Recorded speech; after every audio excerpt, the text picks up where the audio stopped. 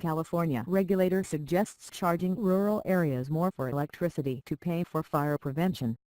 California's top utility regulator suggested charging residents in rural areas more money for electricity since they are at risk for power issues stemming wildfires, reports on Monday said.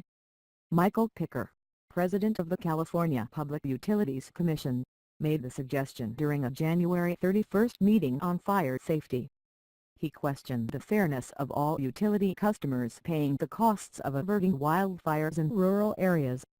Should we actually start to charge differentially for the use of the distribution system for those sections that are in the high fire hazard zone and people who choose to live there? Picker asked, according to the San Francisco Chronicle.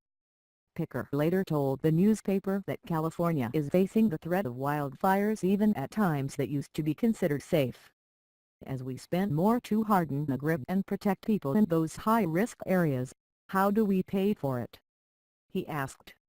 If you're in Richmond, do you want to be paying to protect vacation homes in Napa? The paper reported that it is pricey to prevent fires in rural California. Some of the measures require chopping down millions of trees, replacing wooden poles with steel and burying the lines underground. Here we're facing costs for upgrading the grid that primarily benefits one group of people, Picker said.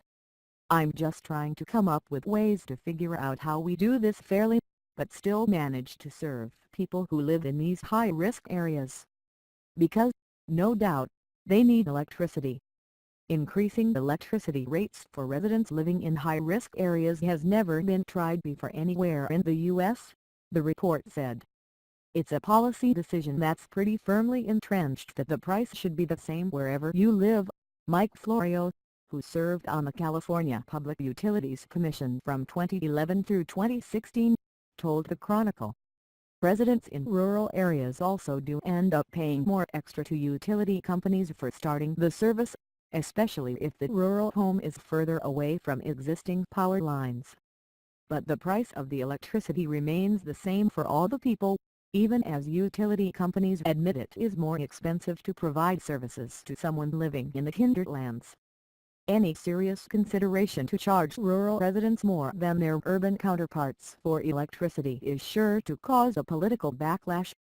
Their representatives would surely object to the initiative. Florio reminded that the unpopular fire prevention fee levied on rural homeowners in the state was suspended last year after California Governor Jerry Brown tried to court the votes of lawmakers from rural California in a bid to pass the state's greenhouse cap and trade system. The rural legislators made the price of their support getting rid of that fee, Florio said. And that was a modest attempt at making the user pay.